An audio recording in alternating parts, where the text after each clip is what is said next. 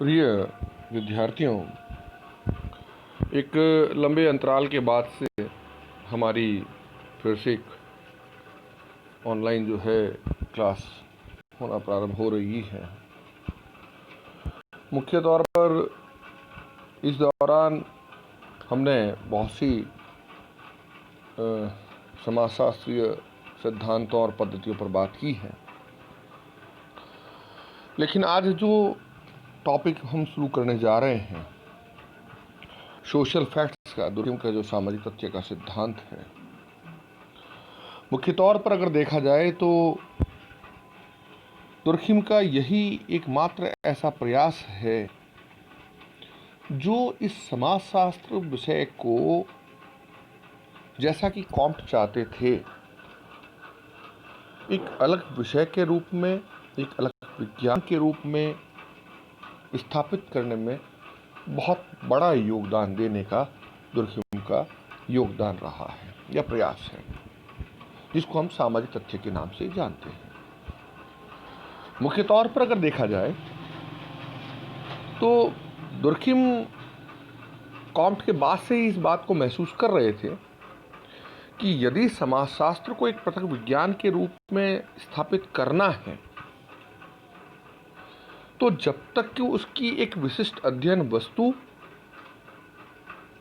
और दूसरी उसके अन्वेषण के लिए या उस विषय वस्तु को जानने के लिए, उस विषय वस्तु के विश्लेषण के लिए एक अलग अध्ययन की पद्धति विकसित न हो जाए, तब तक समाजशास्त्र को एक पृथक विज्ञान के रूप में स्थापित करना एक सपना ही बना रहेगा, ऐसा दुर्खिम का मानना था, और जो काफ़ी हद तक सही भी था। क्योंकि किसी भी विषय को एक विज्ञान के रूप में, अलग विज्ञान के रूप में, क्योंकि जैसा कि आप लोग जानते हैं 1838 से पहले समाजशास्त्र को अलग अलग विषयों के साथ में, अलग अलग विज्ञानों के साथ में पढ़ा जाता था।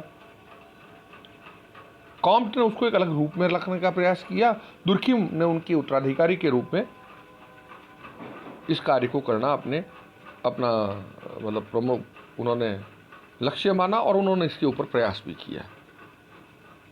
और इन्हीं दो उद्देश्यों की पूर्ति के लिए दुर्खिम ने अपनी एक पुस्तक निकाली थी जिसका नाम है समाजशास्त्रीय पद्धति के नियम, यानी कि रूल्स ऑफ सोशियोलॉजिकल मेथड्स। हालांकि मैं फिर से याद दिला दूं, ज़्यादातर दुर्खिम की जो पुस्तकें हैं, ज़्यादातर क्या सारी की सारी जो पुस्तकें हैं वो फ्रांसीसी भाषा में थी, बाद में उनका अनुवाद अलग अलग भाषाओं में किया गया। इस पुस्तक का प्रकाशन 1895 के पास में हुआ था, और इसका मुख्य उद्देश्य दुर्खिम का यही था कि वो एक समाजशास्त्र पद्धति के एक नियम भी वो डेवलप कर रहे थे ताकि वो एक अलग विषय के रूप में समाजशास्त्र की नींव पढ़ पाए और उसका अपना एक विज्ञान हो, उसका अपना एक अध्ययन का तरीका हो, अध्ययन की पद्धति हो। इस पुस्तक के, जैसा कि इसमें लिखा भी है, प्रमुख 6 अध्याय हैं। प्रथम अध्याय में सामाजिक तथ्यों के बारे में या सामाजिक तथ्यों की परिभाषा और उसके लक्षणों के बारे में बात की गई है। दूसरे में सामाजिक तथ्यों के अवलोकन के नियम, यानी कि कौन से सामाजिक तथ्य होते हैं और कौन से नहीं हैं। क्योंकि बहुत आसान सी बात, बहुत सामान्य सी बात है कि परिभाषा मान लीजिए दे दी गई, अब उसको कैसे पहचाना, उसके लक्षण भी दे दिए गए, उसके कैरेक्टरिस्टिक्स भी दे दी गई, उसकी विशेषताएं भी बता दी गई। लेकिन किसी भी समाज में, ऐसे समाज में यदि कोई वैज्ञानिक जाता है जिसके बारे में वो पहले से परिचित नहीं है, तो वहाँ पर कैसे पता करेगा कि कौन सा सामाजिक तथ्य और कौन सा सामाजिक तथ्य नहीं है। तो इसलिए सामाजिक तथ्यों के अवलोकन के नियम। तीसरे में सामान्य और व्याज्य तथ्यों का विश्लेषण कि कौन सा सामान्य सामाजिक तथ्य और कौन सा व्याज्य सामाजिक तथ्य है। चतुर्थ में सामाजिक तथ्यों के वर्गीकरण के नियम, और पांचवें में विस्तृत व्याख्या की गई है। छठा अध्ययन जो है वो निर्वचन, यानी कि लास्ट में जो हम उसका एक कंक्लूजन जो निकालते हैं, उसके सामान्यीकरण यानी उसके जनरलाइजेशन से संबंधित है। इस रूप में सामाजिक तथ्य का अपने आप में एक बहुत बड़ा जो है उन्होंने विस्तृत तौर पर सामाजिक तथ्य को समझाने का प्रयास उसमें उन्होंने किया है। अब इसकी परिभाषा पर बात करें। हालांकि दुर्खिम ने सामाजिक तथ्य की परिभाषाओं को अलग अलग जगहों पर अलग अलग रूप में लिखा है। लेकिन यहाँ पर मैंने सुविधा के दृष्टिकोण से सामाजिक तथ्य की उन परिभाषाओं को जो मुख्य परिभाषा है उसमें बताने का प्रयास किया है, क्योंकि जो अलग अलग परिभाषाएं जो दुर्खिम ने दी है, अगर हम उस पर बात करने लग जाएंगे तो हमारे को थोड़ा समझना मुश्किल हो जाएगा। तो हमें केवल उसकी बात करनी है जो सामाजिक तथ्यों के परिभाषा जो मुख्य तौर पर अंतिम जो उसका निष्कर्ष निकला, क्योंकि 3 जगहों पर 4 जगहों पर उन्होंने अलग अलग परिभाषाएं दी हैं उसकी, जो उनके पहले अध्याय में था, जिसमें केवल परिभाषा और उसके बारे में बात की गई थी, लक्षणों के बारे में। मैंने उसको पूरा कंक्लूजन करके एक परिभाषा बनाने का उसको लिखा है, उसमें यहाँ पर बताने का प्रयास किया है। दुर्खिम के अनुसार, हालांकि मैंने ये भी एक पुस्तक से ही लिया है इसलिए ये इन्वर्टेड कॉमा में है। दुर्खिम के अनुसार सामाजिक तथ्य क्रिया करने का एक स्थायी अथवा अस्थायी तरीका है जो व्यक्ति पर बाहरी दबाव डालने में समर्थ होता है, अथवा पुनः क्रिया करने का एक तरीका है जो किसी समाज में सामान्य रूप से पाया जाता है, किंतु साथ ही साथ जो व्यक्तिगत अभिव्यक्तियों से स्वतंत्र पृथक अस्तित्व रखता है। मैं ये समझता हूँ इस परिभाषा को समझने के लिए आपको ये जो मैं बिंदु अलग अलग बिंदु बोलूँगा, क्योंकि किताब के अंतर्गत लिखी हुई बातें हैं और हम चूँकि वीडियो पे बात कर रहे हैं, तो आप पेन और कॉपी के आधार पर इसको समझने का प्रयास कीजिए। अगर ये ब्लैक बोर्ड होता तो मैं आपको एक एक चीज़ अलग अलग लिख कर बताता, लेकिन यहाँ पर आप उसको सुने और उसको नोट करें। पहली बात, सामाजिक तथ्य क्रिया करने का एक स्थायी अथवा अस्थायी तरीका है। यानी कि सामाजिक तथ्य यानी कि सोशल फैक्ट क्या है? किसी भी समाज में किसी भी प्रकार की क्रिया करना, चाहे वो खाना खाने का तरीका हो, कपड़े पहनने का तरीका हो, लोगों से व्यवहार करने का तरीका हो, कोई सा भी तरीका जो स्थायी है और अस्थायी भी है। अस्थायी और अस्थायी इसलिए है क्योंकि कई बार कुछ ऐसे तरीके होते हैं, काम करने के ऐसे तरीके होते हैं जो बहुत तेज़ी से बदल जाते हैं। मोटा मोटी तौर पर अगर आप देखें, मैं एक बहुत छोटा सा उदाहरण आपको दूंगा भारतीय संदर्भ में। आज से 50 साल पहले, 40 साल पहले, और 50-40 तो शायद मैं ज़्यादा कह रहा हूँ क्योंकि 50 का तो मैं खुद नहीं हुआ तो मैंने नहीं देखा, लेकिन मैंने जो अपनी आंखों से देखा है उसमें जो परिवर्तन हुए हैं उसको मैं समझाता हूँ आपको।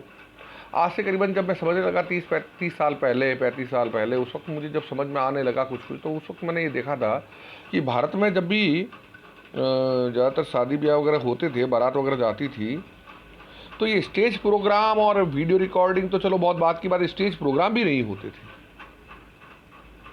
कि स्टेज पे कोई खड़ा हो रहे हैं, दूल्हा दुल्हन खड़े हैं और स्टेज बन रहा है, ऐसा कुछ मुझे जहाँ तक मेरा बचपन का ये कुछ याद है तो मुझे ऐसा कुछ भी ऐसा ही याद नहीं है।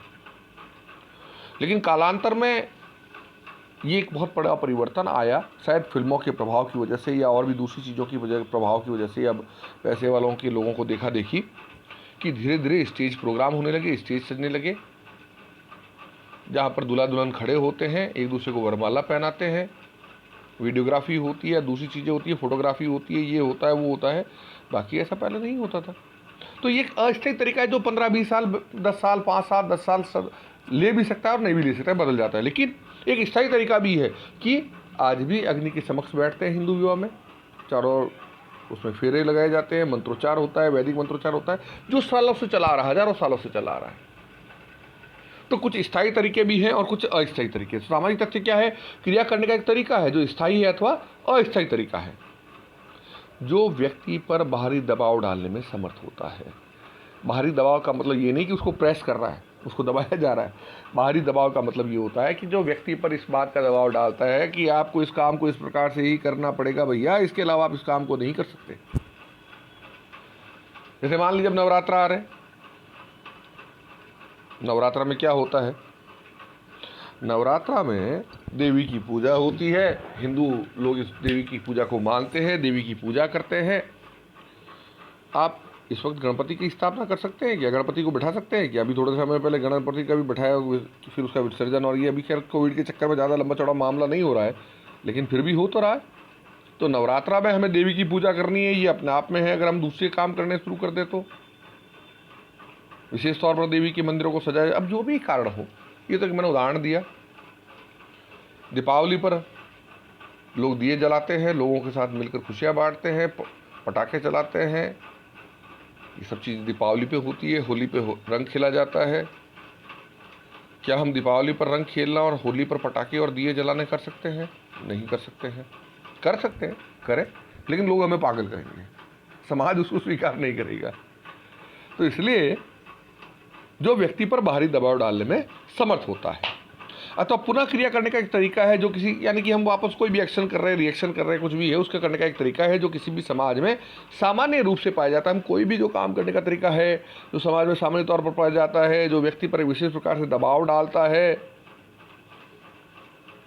स्थायी भी हो सकता है, अस्थायी भी हो सकता है, किंतु सबसे बड़ी विशेषता, प्रिय विद्यार्थियों, साथियों, इस बात को याद रखिएगा, किंतु सबसे बड़ी जो उसकी विशेषता है वह व्यक्तिगत अभिव्यक्तियों से स्वतंत्र पृथक अपना अस्तित्व बनाए रखता है।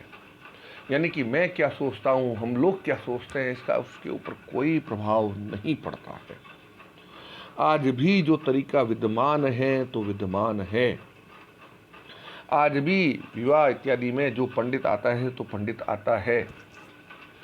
आज भी इतनी सब चीज़ें होते हुए भी, बहुत सी बातें होते हुए भी, अग्नि के फेरे, अगर हिंदू वैदिक रीति रिवाज से विवाह करना है, उस पद्धति से विवाह करना है, तो आपको उसको फॉलो करना पड़ेगा।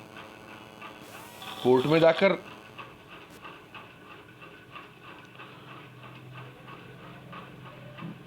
जाकर अगर आप शादी कर रहे हैं तो निश्चित तौर पर वो शायद इतना सफल नहीं हो पाए।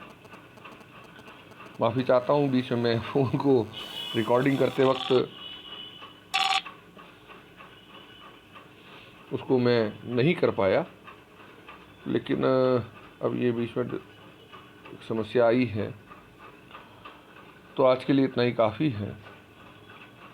मैं ये समझता हूँ कि इतना समझ में आपको आ गया होगा कि मूल रूप से सामाजिक तथ्य क्या है, इसको आप समझने में सक्षम हुए होंगे।